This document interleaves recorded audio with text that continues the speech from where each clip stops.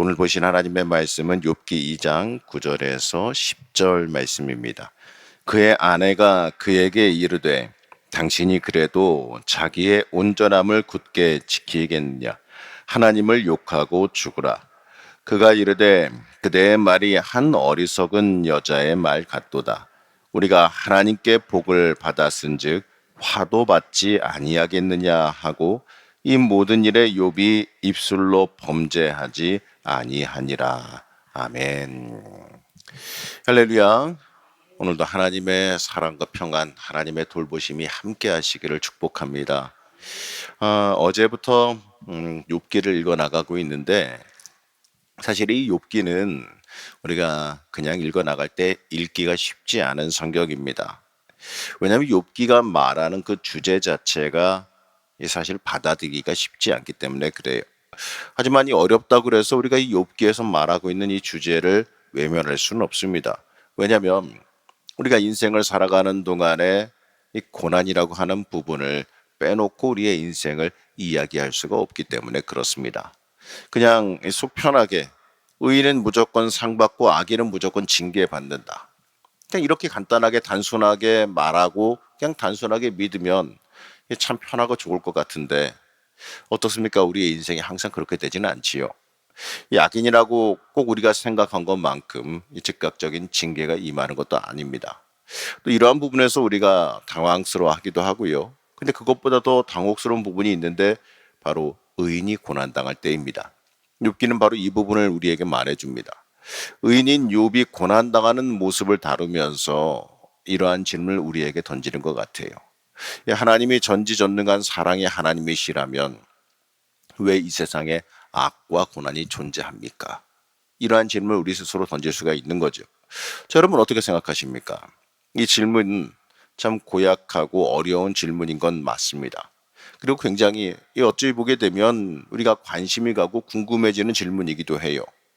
우리는 실제로 이 악인이 잘 되는 것, 때때로 의인이 이유 없이 고난당하는 것, 이러한 일도 종종 만나기도 합니다.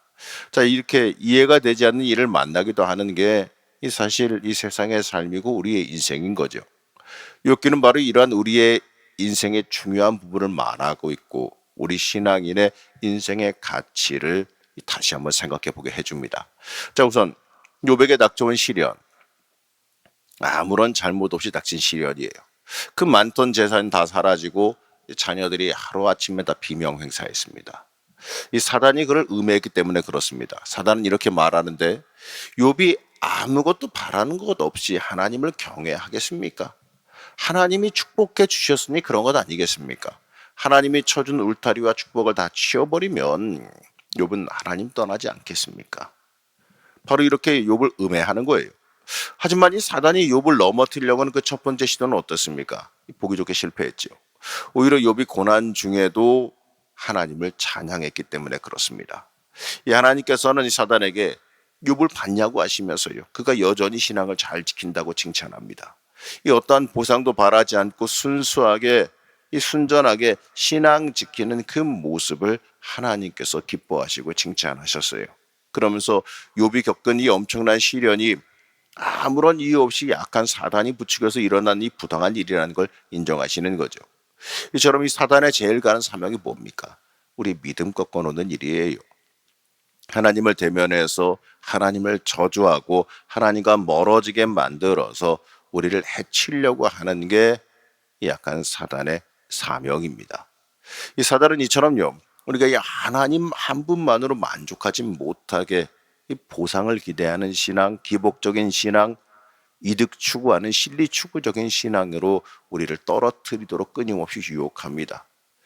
여러분 꼭 내 소원풀이가 돼야지만 우리가 예수 믿습니까? 그렇지가 않아요.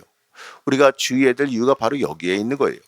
우리가 이 주의 일을 담당하면서 이 때때로 주의 일을 감당하면서 섭섭한 마음이 들 때 그 사단이 우리를 유혹하고 있는 거예요. 우리가 무엇인가 바라는 마음이 강하게 가지게 되었다라는 걸 생각해 봐야 됩니다. 이 서운할 때는 대부분 이거 아니겠습니까?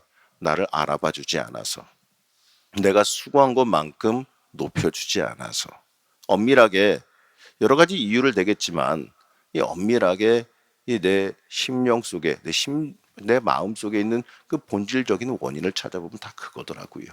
나를 알아봐 주지 않는다.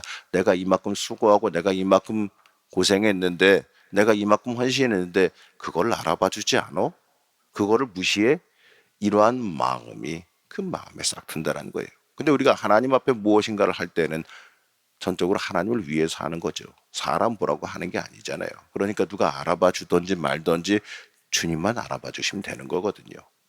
근데 우리가 처음에 그러한 마음을 먹고 일하겠죠. 그러나 그걸 갖다가 사단은 항상 뒤틀어서 보상을 바라는 마음으로 우리의 마음을 집어넣는다는 거예요. 그 얘기는 뭐겠습니까? 내가 받을 은혜와 복을 떨쳐버리게 만들고 한마디로 복을 걷어차게 만들려고 하는 사단의 술책인 거죠. 자, 이처럼 사단은 이러한 마음을 이렇게 줍니다. 자, 하나님이 이렇게 욥을 칭찬하자 이 사단은 또 다른 제안을 하게 되는데 4절에서 5절 말씀 보시겠습니다. 사단이 여호와께 대답하여 이르되 가죽으로 가죽을 바꾸오니 사람이 그의 모든 소유물로 자기의 생명을 바꾸올지라. 이제 주의 손을 펴서 그의 뼈와 살을 치소서. 그리하시면 틀림없이 주를 향하여 욕하지 않겠나이까.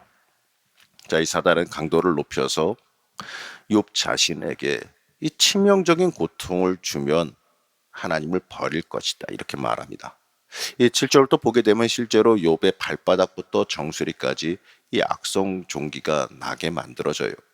혹자는 이걸 갖다가 나병이라고 말하기도 하는데 어쨌든 간에 이 피부병이 발바닥부터 머리끝까지 번져서 성경에 보게 되면 이 토기 조각으로 그냥 손으로 긁는 것 정도는 만족이 안 돼서 이 토기 조각으로 돌 조각으로 몸을 긁게 되었다라는 겁니다. 이 살이 까지고 짓무르던 말던 너무 가려워서 그렇게 긁어야 시원해진다는 얘기예요. 이 약성종기는 아주 독한 피부병이죠. 이 성경 말씀 그대로 보게 되면 이 토기 조각으로 긁어야 할 만큼 가렵고 이 남들이 알아볼 수 없을 정도로 외모에 심각한 손상을 가져왔어요. 피부가 터지고 진물이 나고 이 눈물과 악취를 동반하고 피부가 검게 타버리고 마침내 이 사람이 뼈만 앙상하게 남게 되죠. 계속해서 허른 데를 긁고 또 긁으니 어떻겠습니까? 계속해서 피가 나고 진물이 나고 아프니 이 당연히 불면증과 악몽에 시달리게 됩니다. 자, 이런 의미에서 보게 되면 이 나병이라고 보일 수도 있을 것 같아요. 그런데 이러한 이 병은요, 이 전염성이 있기 때문에 이 사회로부터 격리된다라는 게 더 큰 아픔이겠지요. 한마디로 시민권을 박탈당하는 겁니다. 왜냐하면 이 공동체가 자신 자신을 지켜야 되기 때문에 그 사람을 격리시키는 거예요. 그러면은 거의 몸은 살아있지만 사회적으로는 죽은 거나 다름이 없이 살아간다는 거예요. 그래서 욥은 공동체로부터 격리돼서 이 도심지 밖으로 먼 곳으로 쫓겨나가서 이 잿더미 위에 홀로 앉아 자기 피부를 긁고 있습니다. 자, 이는요, 자기가 살아가던 공동체, 의인으로 살아가고 사람들한테 존경받고 자신이 사람들한테 베푼 것도 많이 있으니 사람들이 높이고 추앙했던 그 공동체로부터 이 철저하게 외면당하고 쫓겨나서 사회적인 죽음을 당했다는 겁니다. 이제 욥은 재산과 자식 다 잃고 빈털터리가 되었고 자신의 육신의 건강까지도 잃었어요. 세상적으로도 철저히 소외되고 어디 하나 의지할 데 없이 고립된 겁니다. 이러한 마당에 그의 아내가 이렇게 입을 엽니다. 9절 말씀입니다. 그의 아내가 그에게 이르되 당신이 그래도 자기의 온전함을 굳게 지키겠느냐. 하나님을 욕하고 죽으라. 신기하게도 이 말은 사단의 말과 닮았죠. 욥이 누리고 있는 그 모든 것을 하나님께서 치시면 하나님을 욕하고 저주하지 않겠습니까? 자, 이 말은 이러한 맥락으로 읽을 수가 있어요. 재산도 자식도 다 잃고 이 마침내 이 당신 자신까지도 죽게 된 마당에 신앙 따위 지켜서 뭐 하겠습니까? 차라리 죽어버리세요. 바로 이 말 때문에 이 어거스틴은 욥의 아내를 악마의 보조자라고 불렀고 이 칼빈도 이 욥의 아내를 사단의 도구다 이렇게 불렀습니다. 그런데 이러한 엄청난 소리를 들은 욥의 반응은 놀라울 정도로 한결같아요. 2장 10절 말씀 다시 한번 보시겠습니다. 그가 이르되 그대의 말이 한 어리석은 여자의 말 같도다. 우리가 하나님께 복을 받았은즉 화도 받지 아니하겠느냐 하고 이 모든 일에 욥이 입술로 범죄하지 아니하니라. 욥은 이 모든 어려움을 당하고도 죄를 범하지 않았다 그래요. 욥은 이 아내를 꾸짖으면서 아주 중요한 말을 하는데 우리가 누리는 복도 하나님께로부터 받은 건데 어찌 재앙이라고 해서 못 받을 것이 있겠습니까? 욥은 모든 것이 하나님으로부터 오는 것을 너무나도 분명히 했어요. 그리고 참 대단한 게 이 모든 일에 욥이 입술로 범죄하지 아니하니라. 참 대단하지 않겠습니까? 이 말로 불평이나 원망이나 이런 것마저도 하지 않았다는 얘기예요. 이 복을 주시고 거두시는 그 주체가 사람도 아니고 팔자도 아닙니다. 운명도 아니고 바로 사람을 지으신 하나님이신다는 것을 다시 한번 철저히 고백하고 있어요.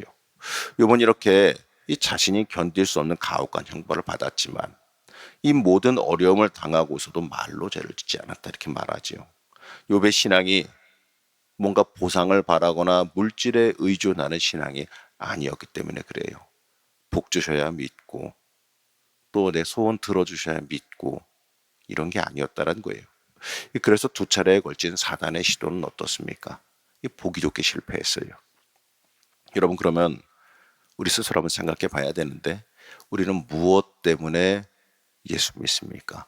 우리가 무엇 때문에 하나님을 믿고 사랑하며 살아갑니까? 우리의 믿음이 순전한지 아닌지는 아무런 바라는 것 없이 하나님을 믿고 섬길 수 있느냐 여기에 달려 있는 겁니다. 우리에게 좋은 일만 생기기 때문에 유익이 있고 건강하기 때문에 하나님을 믿고 사랑합니까? 아니면 때때로 하나님 무서워서 징벌 받을까 봐 두려워서 그래서 하나님 믿습니까? 사단이 우리를 끊임없이 걸고 넘어지는 게 바로 이런 거예요. 물질에 연연할 것이 아니라 복을 주실 때만이 아니라 복을 걷어 가실 때에도 여전히 하나님을 믿고 하나님 앞에 바르게 서서 하나님 섬기며 살아갈 수 있어야 됩니다. 욥이 위대한 게 바로 이러한 부분이에요. 아무런 보상도 바라지 않고 이 순수한 신앙의 시험을 다 통과하고 이 믿음의 순전함을 지켰기 때문에 그렇습니다. 하나님께 합격받은 거지요. 우리 사랑하는 성도 여러분, 우리는 복의 근원이 하나님이시다. 이것을 알아야 돼요. 그리고 내 인생의 주인이 하나님이시다. 이것도 인정할 수 있어야 됩니다. 그렇기 때문에 우리가 복만 구할 것이 아니라 물론 복도 구해야겠지만 이 복만 구할 것이 아니라 그 복의 근원 되시는 하나님을 간구할 수 있어야 됩니다. 하나님 내 인생을 주관해 주세요. 하나님 내가 하나님의 사랑으로 거듭나게 해주세요. 하나님만으로 만족하게 해주세요. 나를 만나 주세요. 성령 충만하게 해주세요. 우리가 이렇게 기도할 수 있어야 됩니다. 욥기를 보면서 우리는 이제 참 많은 것을 배우게 될 겁니다. 1장과 2장은 우리가 딱 떨어지게 은혜스러운 말씀들로 우리에게 다가오지만 이제 내일부터 읽어나갈 3장부터는 조금씩 어려워지기 시작할 겁니다. 근데 이걸 통해서 우리가 배울 수 있는 게 정말 많아요. 중요한 건요, 우리의 모든 게 하나님께 달려있다는 그 사실을 철저히 배울 필요가 있습니다. 우리의 삶의 모든 문제의 해결은 결론적으로는 오직 하나님밖에 없어요. 그걸 우리가 잘 믿고 우리의 삶 가운데 붙잡을 수 있어야 됩니다. 그렇기 때문에 우리가 오직 하나님만 바라보면서 살아갈 수 있어야 돼요. 이제 욥기를 읽어나가면서 보실 겁니다. 욥이 불평하는 것이 보이고 원망하는 것처럼 보이고 그 세 친구들과 싸우는 것처럼 보이지만 결론적으로요, 욥은 하나님을 놓지 않아요. 하나님 향한 신뢰를 놓지 않고 하나님 바라보는 그 시선을 거두지 않습니다. 그러기 때문에 그의 인생 가운데 하나님이 임재하셔서 모든 문제를 결국엔 해결해 주시는 것을 우리가 결론적으로 보게 됩니다. 여러분 그러기 때문에 우리도 마찬가지예요. 하나님 바라볼 줄 알아야 돼요. 하나님 온전히 바라보면 이 결국에는 모든 것이 해결되어지는 역사가 있을 줄로 믿습니다. 우리는 하나님 왜 그러시는데요? 나한테 왜 그러시는데 이런 과정을 물어볼 게 아니라 하나님의 섭리 위에 내가 올라가 있습니까?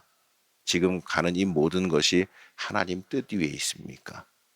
하나님, 그러면 우리가 견디고 이겨나가고 그리고 하나님 위에서 하나님의 그 복을 기다리면서 하나님 사람으로 굳건히 설 수 있게 해달라 기도할 수 있어야 될 겁니다. 여러분, 고난 중에는요, 틀림없이 하나님이 주시는 승리의 날이 올 줄로 믿습니다. 여러분, 오늘 하루도 인생 가운데 어려움 가운데 있을지라도 더더욱 하나님 깊게 붙잡고 하나님 앞으로 한 걸음 더 나아가시는 하루가 되기를 축복합니다. 그리할 때요, 하나님께서 주시는 역사와 복이 있을 줄로 믿습니다. 오늘 순전한 그 욥의 신앙의 고백, 이것을 마음에 새기시고 그리 아니하실지라도 나는 하나님의 사람입니다, 철저히 고백하시며 진짜 복의 자리에 올라서는 주의 자녀 되시기를 시간 간절히 축원합니다. 잠시 기도하겠습니다. 우리를 여전히 언제나 사랑하시는 하나님, 때때로 우리가 맞이하는 고난과 아픔 중에서 우리가 바라보는 소망은 하나님께서 여전히 우리와 함께 하신다는 사실입니다. 이 약한 사단은 지금도 우리의 심령을, 우리의 마음을 흔들리게 유혹합니다. 고난 중에 하나님 떠나라고 유혹합니다. 하나님께 버림받은 것이라 우리를 유혹합니다. 하나님 붙잡은 손을 놓으라 말하고 하나님의 그 섭리 위에, 또 때때로 하나님께서 우리를 복 주시기 위해 우리의 그릇을 만들어 가시는 그 자리에서 피하고 도망가고 내려가라고 우리를 유혹합니다. 그러나 하나님, 우리는 이 인생의 길 가운데에 욥과 같이 하나님 손을 끝까지 놓지 않기를 원합니다. 하나님의 그 길 위에 있을 때, 하나님께 붙잡혀 있을 때, 그때 우리의 인생 가운데 온전한 소망이 있음을 우리의 영의 눈이 열려서 바라보기를 원합니다. 하나님, 우리의 인생과 삶을 주관하여 주셔서 하나님 깊게 바라보며 이겨날 수 있게 하여 주옵시고, 이 순전한 믿음으로 굳건히 서서 승리하는 인생을 살아갈 수 있게 우리를 주관하여 주시옵소서. 하나님, 성령 충만함으로 인하여서 흔들리지 않기를 원합니다. 우리에게 이 시간 기도할 때 성령 충만함 허락하여 주옵시고, 또 오늘 하루의 삶이 기도함으로 인하여서 하나님 붙잡음으로 인하여서 흔들리지 않고 하나님의 그 마음으로 승리하며 살아가는 귀한 인생이 되게 허락하여 주시옵소서. 오늘도 기도하는 중에 성령의 역사가 있기를 원하오며 거룩하고 존귀하신 예수님의 이름으로 기도하였습니다. 아멘.